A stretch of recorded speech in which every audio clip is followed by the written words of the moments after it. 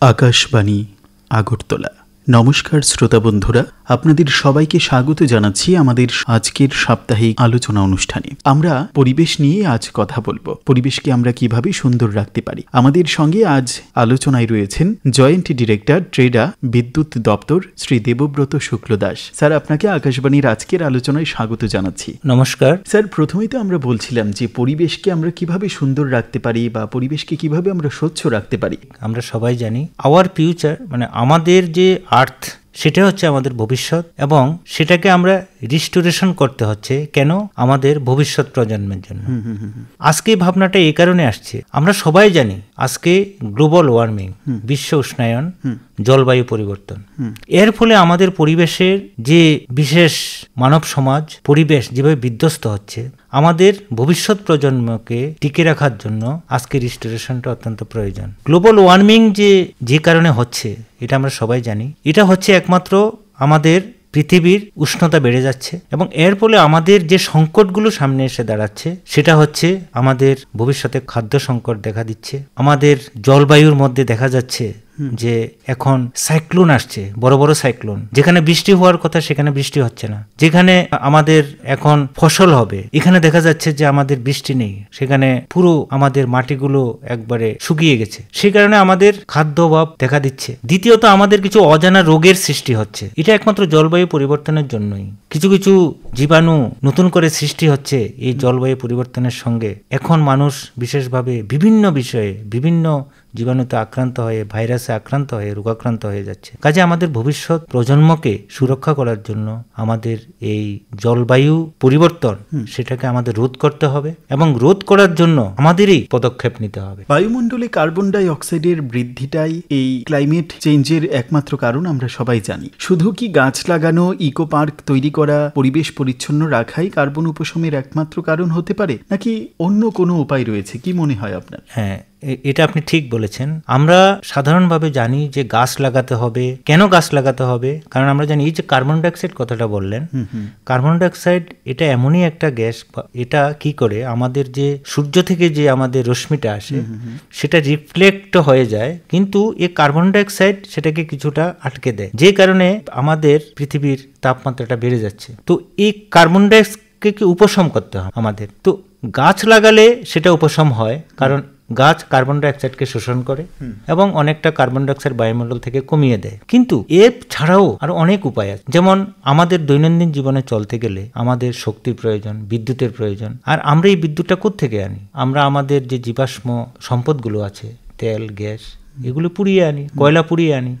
এই কয়লা পোড়ানোর ফলে বিশেষ করে এক বিষাক্ত কার্বন ডাইঅক্সাইড এটা বায়ুমণ্ডলে ছড়িয়ে পড়ে, এবং এটা বায়ুমণ্ডলে এমন ভাবে সেটা ছড়িয়ে যাচ্ছে আমাদের পৃথিবীর তাপমাত্রাকে সেটা বাড়িয়ে দিচ্ছে। তার জন্য এত তীব্র তাপদাহ, এত তীব্রতা হচ্ছে। তো শুধু যে গাছই সেটাকে বা আমাদের পরিবেশকে পরিচ্ছন্ন রাখলেই সেটাকে করতে পারে সেটা নয়। এখন আমাদের কাছে আরেকটা উপায় আছে। এই যে আমি এনার্জি বললাম, এই কয়লা না পুড়িয়েও এনার্জি তৈরি করা যায়, সেটা আমরা সবাই জানি।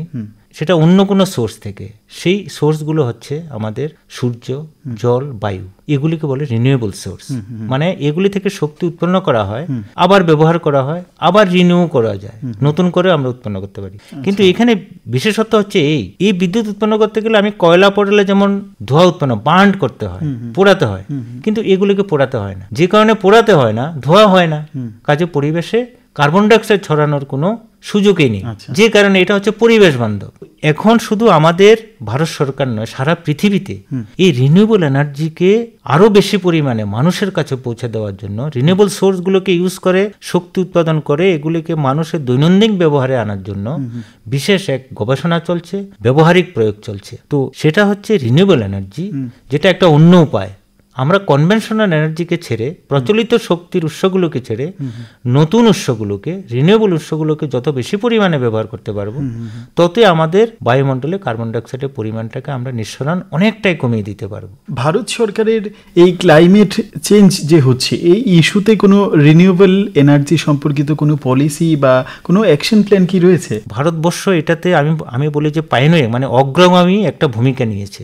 ভূমিকা এরকম, আমাদের প্রতি বছরেই একটা কনভেনশন হয়। কিসের উপর কনভেনশন হয়? এটা হচ্ছে national framework convention for climate change. এটাকে সংক্ষেপে বলে কপ, সিওপি কোপ। সিওপি কোপ এর আগেও হয়েছে। আমি 2021-এ যে কপটা সম্মেলনটা হয়েছিল ইউনাইটেড কিংডমে, সেখানে আমাদের প্রধানমন্ত্রী এখানে পঞ্চামৃত ঘোষণা করেছে। নেকটার বলে এটাকে, মানে সেটা অমৃতের মতো। সেই পাঁচটা হচ্ছে, আমরা একটা বিশাল টার্গেট নিয়েছি 500 গিগাওয়াট, মানে 5 লাখ মেগাওয়াট বিদ্যুৎ তৈরি করবে নন ফসিল ফুয়েল থেকে, মানে কয়লা টয়লা না পুড়িয়ে। স্বাভাবিক, কারণ সেটা সোলার এনার্জি থেকে, উইন্ড এনার্জি থেকে এবং জলশক্তি থেকে। সেটা করবে কতদিনের মধ্যে? 2030-এর মধ্যে। আরেকটা হচ্ছে যে 50% আমাদের ভারতবর্ষে 2030-এ যে পরিমাণ এনার্জি প্রয়োজন হবে মানুষের মিটাতে গিয়ে, মানুষের চাহিদা মিটাতে গিয়ে, তার 50% নেবে এই রিনিউয়েবল সোর্স থেকে। এবং সেখানে বলা হচ্ছে যে এটা যদি আমি এই 2030-এর মধ্যে সম্পূর্ণ করতে পারি, সেখানে 1 বিলিয়ন মেট্রিক টন কার্বন আমরা উপশম করতে পারবো। আচ্ছা, বিশাল পরিমাণ কার্বন উপশম করতে পারবো। আমি যদি ওয়ার্ল্ডের তো দেখি, কেন আমি বলছি পায়োনিয়ার নিয়েছে, চায়না সবচেয়ে বেশি পরিমাণ কার্বন ডাইঅক্সাইড বাতাসে ছাড়ে, আমাদের ভারতবর্ষ কিন্তু মাত্র 7%, চায়না সেখানে 30%।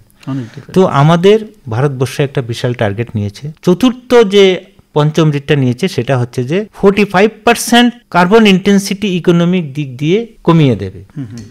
এবং এটা এই টার্গেটটা করে আরেকটা টার্গেট নিয়েছে যে আমাদের ভারতবর্ষকে 2070 সালের মধ্যে net zero emission, zero carbon emission করে দেবে, মানে টোটালি রিনিউয়েবল এনার্জিতে ভারতবর্ষকে নিয়ে যাবে 30 সালের মধ্যে।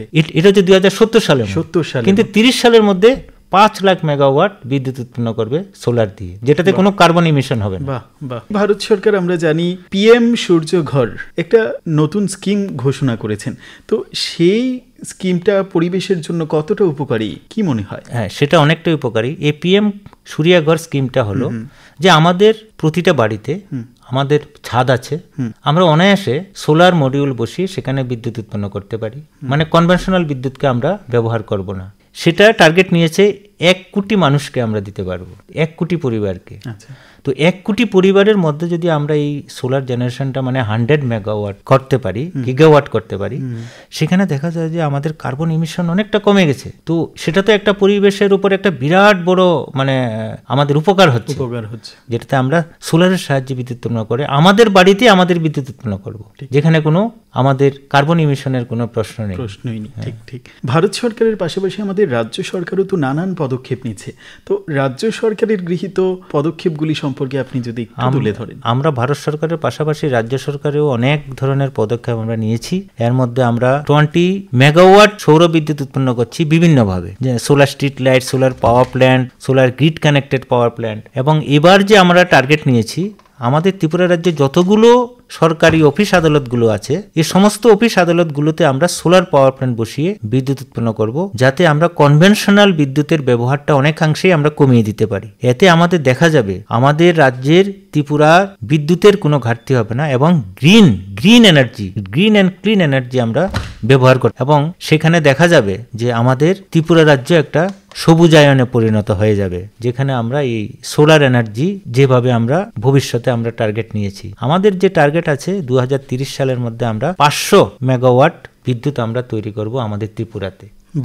বিভিন্ন গভর্নমেন্ট বিল্ডিং গুলাতে বা সোলার আমরা ফ্লোটিং সোলার, যেখানে আমাদের no roof should be vacant, এরকম করে আমরা করে নেব।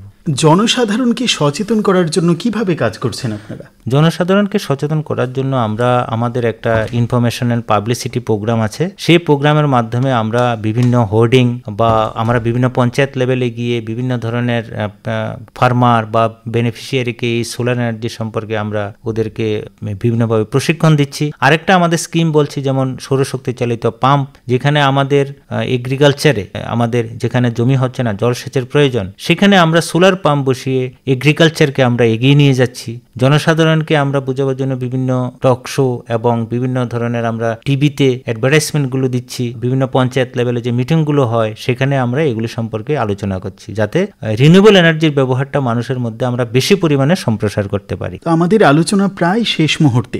সবশেষে পরিবেশ সুরক্ষায় সাধারণ নাগরিক এবং আকাশবাণীর শ্রোতা শ্রোতাদের জন্য আপনার কি বার্তা থাকবে? আমার বার্তা এটাই থাকবে যে গাছ লাগানো, ইকো পার্ক এবং অন্যান্য পরিষ্কার পরিচ্ছন্ন করা, এগুলির পাশাপাশি রিনিউয়েবল এনার্জির মধ্যে যেগুলি আছে, যেমন solar energy, bio energy, biogas plant যেটা গোবর দিয়ে হয়, এগুলিকে আমরা বেশি পরিমাণে যদি মানুষের কাছে নিয়ে যেতে পারি এবং এই আকাশবাণীর যে শ্রোতা বন্ধুরা বা আকাশবাণীর যে যারা আছেন ওনারা যদি ওনাদের এই মাধ্যমে মানুষের কাছে এগুলোকে পৌঁছে দিতে পারেন, তাহলে নিশ্চয়ই আমাদের জনসাধারণ এগুলো বুঝবে এবং পরিবেশ বান্ধব যে রিনিউয়েবল এনার্জি সেটা ব্যবহার করার জন্য উদ্যোগী হবে। অনেক অনেক ধন্যবাদ স্যার আপনাকে। আপনার কাছ থেকে তো নানান অজানা বিষয় থেকে জানতে পারলাম। অনেক ধন্যবাদ আপনাকে। শ্রোতা বন্ধুরা, এতক্ষণ আমাদের সঙ্গে আলোচনায় ছিলেন জয়েন্ট ডিরেক্টর ট্রেডা, বিদ্যুৎ দপ্তর, শ্রী দেবব্রত শুক্ল দাস স্যার। শ্রোতা বন্ধুরা, আপনাদেরকে অনেক অনেক ধন্যবাদ জানিয়ে শেষ করছি আমাদের আজকের সাপ্তাহিক আলোচনা।